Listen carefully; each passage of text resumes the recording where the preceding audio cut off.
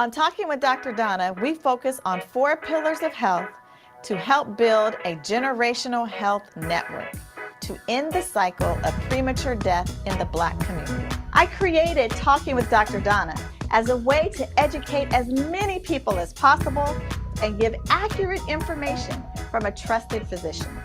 Go to Talking with Dr. Donna and get accurate information.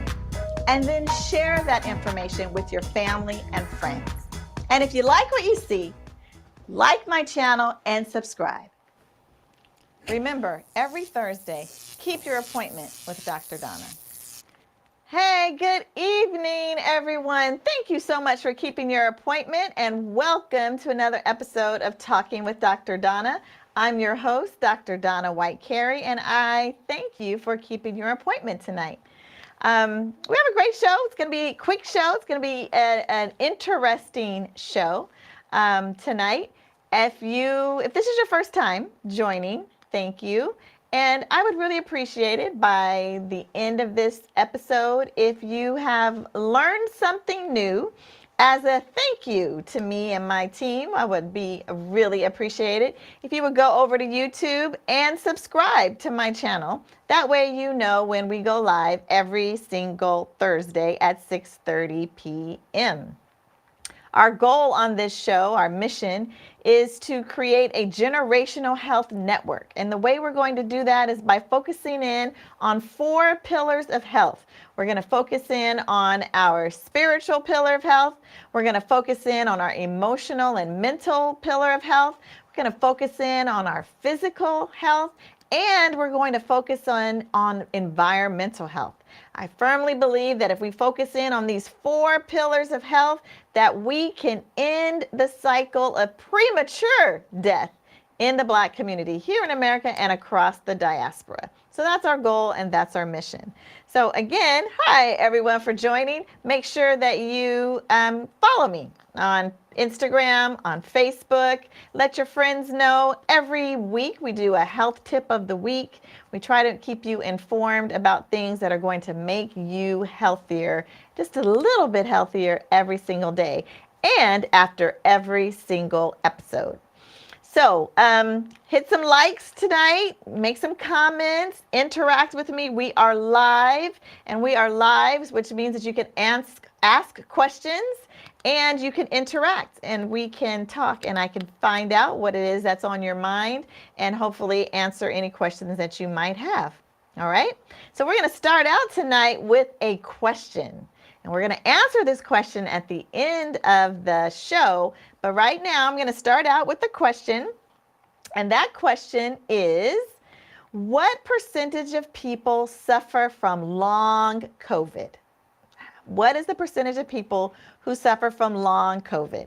Is it A, 10%, B, 15%, C, 50%, or D, 75%. So you can just put A, B, C, or D in the comment section and we'll give you the answer at the end of the show. But what percentage of people suffer from long COVID? All right, so our show tonight is a little eclectic because we're dealing with more than one pillar tonight. We're actually dealing with several of our pillars of Generational Health Network tonight, determining is anything safe anymore? I don't know if you've been watching the news, but lots of things are going on and happening that we need to be aware of, number one. And number two, that you need to know what to do about it. How do you impact it? What is our next steps in making sure that you and our families, that we are all healthy? So, all right, I see all you answers. Okay, I see some C's, D's, B's. Okay, very good. Keep those answers coming. And just in case you're just joining, we'll put the question up one more time, which is, what percentage of people suffer from long COVID? Is it A, 10%, B, 15%, C, 50%, or D, 75%? So put A, B, C, or D in the comment section. We'll let you know what that answer is at the end of the show. Thank you for participating. All right, so let's get started. The first thing that we're going to talk about tonight is what I put in our emotional and mental pillar. We have been talking about COVID for over 2 years, and I know that it is draining, it is tiring, it's anxiety provoking. And the reason that we deal with the emotional and mental pillar of our health is because our minds and our bodies are connected. So as we're anxious or fearful or stressed, we start to see those effects in our bodies. So just a reminder that no matter what it is that's going on, take some time to take some deep breaths and relax, because we're going to be okay. We've been going through this for a long time, and I'm here tonight to give you information that will hopefully help you to relax. Because the good thing about COVID is that we have tools in order to keep ourselves safe. We just have to use those tools, right? We have vaccines now. We still have masks. If you're still wearing your mask, you're still protecting yourself. You have the ability to test at home, and you have the ability to do distancing, social distancing, staying away from large crowds and large groups of people. So while we're going to talk about this update of COVID and this variant that you may or may not have heard about, I want you to remain calm and recognize that you have the power, you have the tools to be able to keep yourself safe from this variant. So let's talk about this new variant that you may have heard about. It's variant XBB.1.5 because it just can't be a letter, right? It just can't be a letter, and it just can't be one number. Nope, nope, nope. We got to do multiple letters and multiple numbers. So this new variant that has been out for a while that we've been monitoring is called XBB.1.5. It is a variant off of our Omicron variant, which, if you remember, is the most dominant variant that's causing diseases now. About 99% of all of our diseases is caused by the Omicron variant. So this variant is a offshoot, cousin of the Omicron variant. And the reason why we're watching it and we're concerned is just like the Omicron variant was, where it had more mutations than any other variant, and we were concerned about that. Well, that's what this cousin is. This cousin has more mutations than any other variant. And the reason why that is concerning is because, of course, the more mutations that the virus has, the easier it is for the virus to kind of go undetected and to kind of, evade our immune system, even if we're vaccinated. And so that's why it's concerning. It binds to the cells a little bit better than some of the other variants. And right now, it's causing about 25% of all of our COVID infections. Now, that doesn't seem like a lot, but if you think about the fact that that was at 0%, and gradually over these last few months that we've been watching it, it's now up to 25% of COVID infections. Will it get higher? Will it become 50%? Will it become 99%? Will it become the dominant variant? It's too early to tell right now. So we're just monitoring it. We're watching it. But what we know for sure is that the booster, particularly the bivalent booster, is protective against severe disease, even if your severe disease is from the XBB.1.5 variant. That the bivalent booster vaccine seems to still protect you from severe disease. And that's what we want, right? We don't want you going to the hospital. We don't want you getting significantly ill.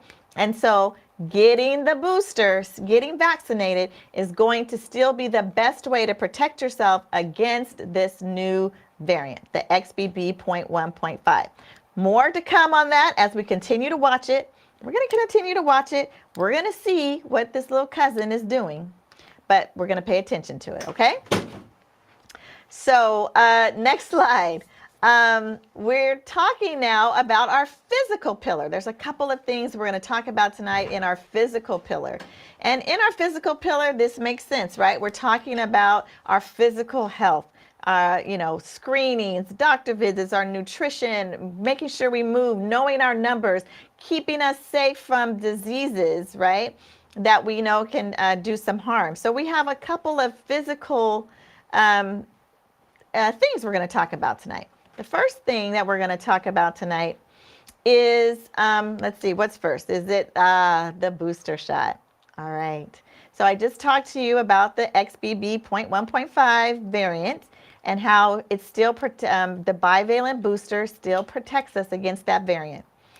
Well, life just can't be simple, ladies and gentlemen. It is difficult. So the bivalent booster was created by two different pharmaceutical companies. There's the Pfizer bivalent booster and the Moderna bivalent booster.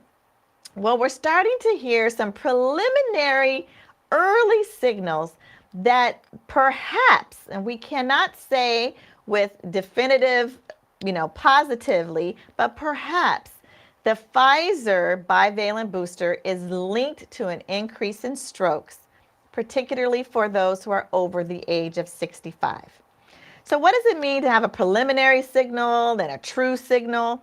So, throughout anytime a new vaccine is created, there is monitoring. The FDA, the CDC, they say, yes, let's go ahead and do these vaccines, but then they monitor very closely. They monitor the vaccine data link. So basically looking at all of these different vaccines across the entire country and across the world. They're looking for side effects. And then there's also the vaccine adverse event reporting system, which we as regular everyday folks can report into to say, hey, I got my vaccine and now today I'm feeling, the day after I have a headache. So you can report that in, and they're monitoring those sites as well. And so when they start to pick up a little, maybe there's a side effect here and a side effect with this person and a side effect with that person, they start to pay attention and say, let's continue to monitor until we can determine if there is a true association. So where we are right now with the bivalent booster is that we're watching. It is not associated yet. We have not given it association with strokes, but we're watching. The only association that we have said is a true signal, which means there's a true associated risk, that is with myocarditis. But if you remember way back when we talked about the vaccines and the risks and benefits, right? I'm always talking about here are your risks, but what are the benefits of getting this vaccine? Do they outweigh the risks?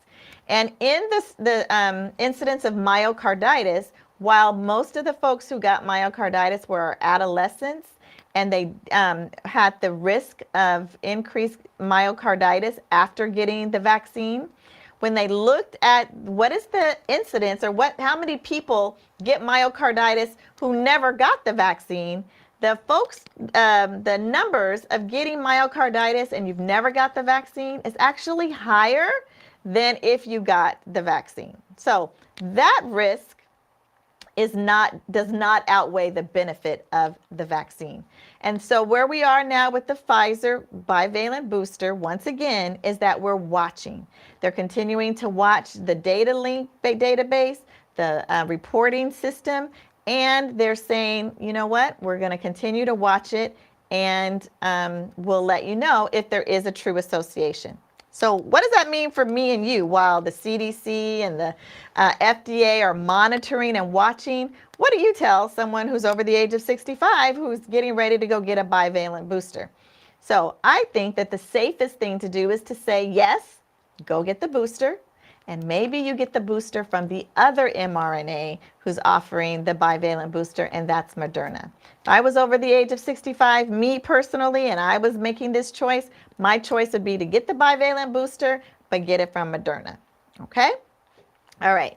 So the second thing that we're going to talk about tonight is hair relaxers. So if you have been watching the news, you may have heard about this class action lawsuit that's being brought up against hair relaxer companies because it has been linked to cancer. Now, we've heard this, ladies. I know you've heard it. You've heard it for a long time, that there's a possibility of a link between the live relaxers and cancers. Well, now there's a class action lawsuit saying that we can prove that there is probably an increased risk of getting uterine cancer if you get dye relaxers. So uterine cancer is the 6th most common diagnosed cancer in women around the world. And the new study by the National Institutes of Health, that's NIH, they did a study, and the finding shows that if you use a straightening product like a relaxer, that you're twice as likely to develop uterine cancer than if you don't get a relaxer. So I'm saying thank you so much, Brownie, who stopped me from getting a relaxer 15 years ago when I was pregnant with my first child, Trinity. Once I got about 3 months pregnant, she would not relax my hair any longer. She said, nope, you got to go natural. I was very upset at the time. But now, 15 years later, I say thank you. So thank you, Brownie, for forcing me to go natural. And that may be something that all of you ladies who are out there watching may want to consider, because a 2 times risk of uterine cancer, we already have an increased risk of all types of cancers. So why do one more thing to put ourselves at risk? Spread the word. Let's try to use natural hairstyles and not use all these chemicals and products in our hair that goes into our bodies, goes into our bloodstreams. Your scalp has a whole lot of blood vessels, and when you put those products in, it just easily goes into our bodies. So this is something we're going to be watching. We're going to be watching this class action lawsuit. We're going to see where it goes, and y'all may be contacted to get in on this class action lawsuit. But until then, try to stay away from straightening products, because it's likely to increase your risk of developing uterine cancer. All right, I'm going to stop here, see if there's any questions so far. None. All right. Let's go now and talking about our environmental pillar. So again, it's important when we talk about our environmental pillar. Why do we talk about environment as a part of our health? Because the air we breathe, the water we drink, the soil in which our food is grown in that we then consume, all the pollutants that are around in this world all impact our health. So tonight, we're talking, giving you something you may have also seen in the news, and we're going to talk about it, which is a ban on certain laundry detergents. So New York State banned certain laundry detergents because they found that there's a chemical in these laundry detergents, a chemical that is well known, a chemical that has known that it's there, but it's a chemical that you will not find in the list of ingredients. And the reason that you won't find it in the list of ingredients is because it's when 2 of those compounds within the laundry detergent start to work and activate that it creates this dangerous compound. And that compound is 1,4-dioxane. Remember, got to have multiple numbers or multiple letters. But 1,4-dioxane, it's very well known. The EPA has known about it. They've studied it in many, many different times. A couple of years ago, they looked at it and they thought, well, you know what, let's look at it. Let's see if we need to put it on the ban list. Let's see if we need to limit it. And they did their studies, they did their research, and they said, it doesn't look like it's going to cause any significant human issue. Well, here we are now, 3 years later, and things change, right? More information is known, and so things change. So New York is the first state to actually ban certain laundry detergents where they have found that this chemical is about 3 times over the acceptable limit. Now remember, I'm saying acceptable limit because I want you to know that the EPA has always known that this compound existed. So this is not new news. Anyone who's in the Environmental Protection Agency or done environmental work knows about this chemical. But some of these products have an excessive amount of this chemical that is now a probable human carcinogen. What is a carcinogen? Something that causes cancer. Just like the straightening products that we just talked about, our hair straightening products, now we've got laundry detergents that are causing or have the increased risk of causing harm to us in the sense of cancer. It's present in detergents and soaps and cosmetics. And if you think, oh, well, I'll just go completely plant-based and get rid of it, Unfortunately, it's also in some plant-based products. So New York State banned certain detergents, and they said these detergents have over 3 times the limit. That's just unacceptable in our state. We're going to ban. And so only certain products within this line are banned. So Arm & Hammer, the Clean Burst, Tide Original, the Arm & Hammer Sensitive Skin Free and Clear, and the Gain Original with Aroma Boost. Now, I was hurt because I think almost every black person in America uses Tide. Is there anybody out there who does not use Tide or did not grow up on Tide? And so the Tide Original is one of the ones that are banned. So what does this mean for me and you? And what does this mean for us in the state of California? So I went today to the EPA site to see how do you start this process of banning products or having it even evaluated in our state to think about, should we start banning the products? It's going to take a long time, and you have to get your legislation on board. So for us right now, we need to start thinking about how we're going to be activists in this way.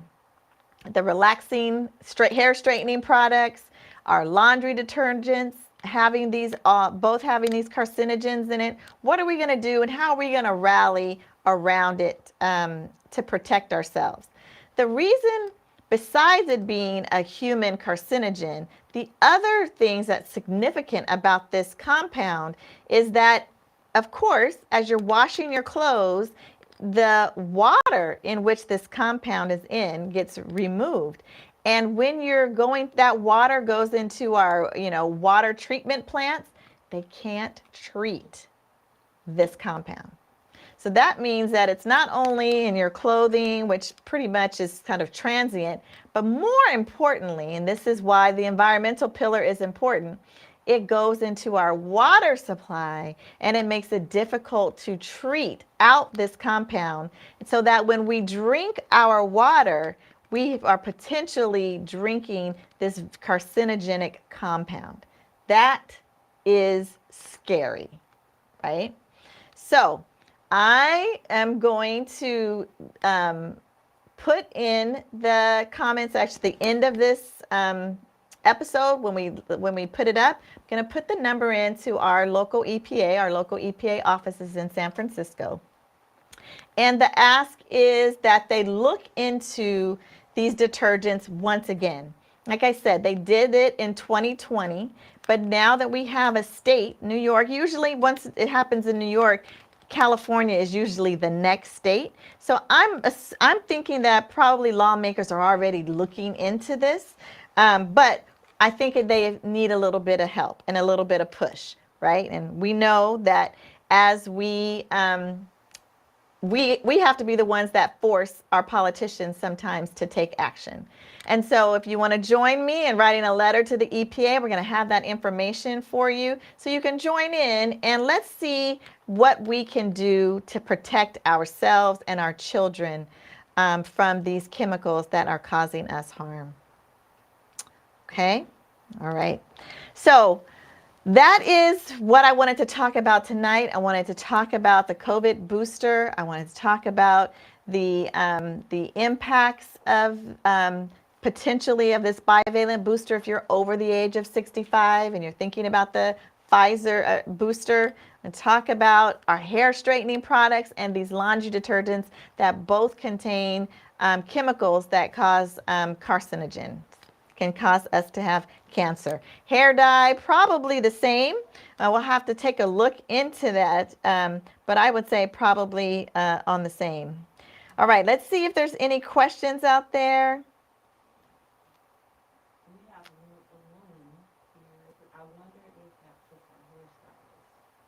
How the relaxers affect the hairstyles? That's a really good question because they're around it, but it's not a fumes, so it's not from smelling it. It is actually from the application and of it going into your system. So most of the time they wear gloves. But I would say that that is something that we need to consider for our hairstylists and how that impacts them. We'll probably need to look at that as well. All right, so let's go back to our question because I want you to amplify this. So this was our question of the day. What percentage of people suffer from long COVID? 10% is A, 15% B, 50% C, or 75% D. So if you have not answered, go ahead and put your answer in the chat. And we're going to answer that question right after we talk about our food of the month. So let's go to food of the month. Our food this month is black-eyed peas. Woo! Yummy, yummy. It's January. We got to get our good luck and our prosperity in for the whole month of January.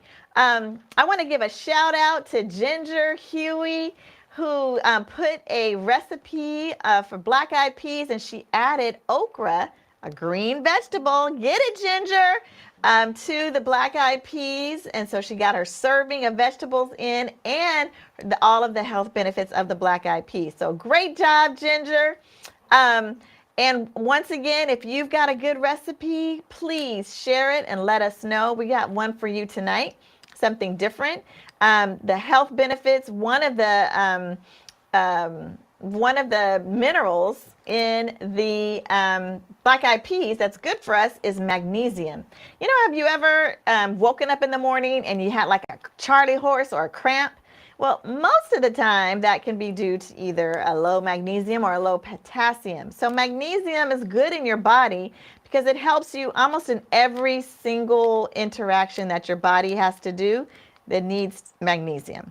It helps with anti-inflammatory, and anti-inflammatory is good, right? We don't want inflammation in our bodies because inflammation in our bodies leads to increased risk of things like heart disease, like cancer, like asthma, and other respiratory diseases. So we want to decrease the amount of inflammation in our bodies. It helps to support our blood sugar levels, helps you to just sort of feel better and combat some depression, boost your exercise performance, right? So you don't cramp up. Lots of things that magnesium has in it. And so that's part of the health benefits of black-eyed peas. And so if you can see there, this is a black-eyed pea salad, a way to have your black-eyed peas. You can add them in and eat them cold, or you can warm them and add them to your salad. But you can put some bed of mixed greens down, add some zucchini, cucumbers, tomatoes, heck, throw in some avocado, throw in some green onions. Do what you want to do, but get your black-eyed peas in, and it's a nice, easy, healthy way in which to get our food of the month in. And if you do make the salad, take a picture and post it on my Instagram or Facebook so that we can all see exactly what you have done. All right, that salad does look good. All right, so are we ready to see how many folks? Our survey results. All right, so what percentage of people suffer from long COVID? Let's see if we have our results. Do we have our results yet? They're on the screen. They're on the screen? Okay. So 10%, which was A, there's one person. B was 4 people. C was 5, which I think was 50%. And D was 75%. So the correct answer is whoever. I'm laughing because the person who got A is works on my team. That's not fair. Elisita, you cheated. No. So the correct answer for the percentage of people, and this is an estimate, of people who get long COVID is about 10%. So about 10% of the people who get COVID get what's called long COVID. And long COVID means that you have prolonged symptoms. So you get over the initial infection, and then you continue to have symptoms. And some of the studies are showing that if you had severe disease, which means if you were hospitalized or if you were sick for longer than a couple of weeks, that your long COVID on average, which means some people lasted longer and some less, about 9 months. So that's 9 months after you've gotten over the infection that you're still having symptoms associated with COVID. If you had mild to moderate disease, then your long COVID, those symptoms last for about, on average, about 4 months. And the most common symptoms are brain fog, so confusion, kind of can't think clearly, your memory might be a little impacted, respiratory issues, so lots of people still having difficulty breathing months after getting over that initial COVID, and fatigue. So just not really getting over the fact that you're still tired, you're sleeping more. So this is not just for adults, but this is also for our kids. So just imagine the impact that that has on a child who's attempting to go to school and do homework and participate in sports, that these symptoms can last for months and months and months. So if you needed another reason to get yourself that bivalent booster, this is it, right? Because you don't want the severe disease that can cause long COVID and have symptoms even after the infection for almost around 9 months. All right.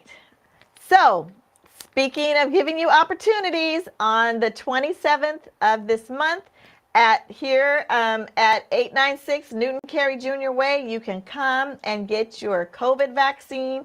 If you haven't gotten your flu vaccine, it's not too late. Flu season goes through March. So this is a good time to continue to protect yourself against COVID and flu. Come get your free vaccine Friday the 27th. That's next Friday from noon to 4 p.m. in partnership with Umoja Health. So thank you, Umoja Health. All right. That is our episode tonight. Thank you so much for keeping your appointment with the doctor. Remember, you have an appointment with the doctor every Thursday at 6:30 p.m. Let me know if there's topics or things that you'd like to learn about. You can always follow me on my Instagram and Facebook page and put your comments there. And remember to amplify everything that you've learned tonight. And if you learned something and you're not yet a subscriber, please go over to my YouTube channel, hit subscribe and that bell icon right next to it so that you'll know when we go live every Thursday. All right, until next Thursday, please take care of yourselves and be safe out there. Thank you for joining. On Talking with Dr. Donna, we focus on 4 pillars of health to help build a generational health network to end the cycle of premature death in the Black community. I created Talking with Dr. Donna as a way to educate as many people as possible and give accurate information from a trusted physician. Go to Talking with Dr. Donna and get accurate information. And then share that information with your family and friends. And if you like what you see, like my channel and subscribe. Remember, every Thursday, keep your appointment with Dr. Donna.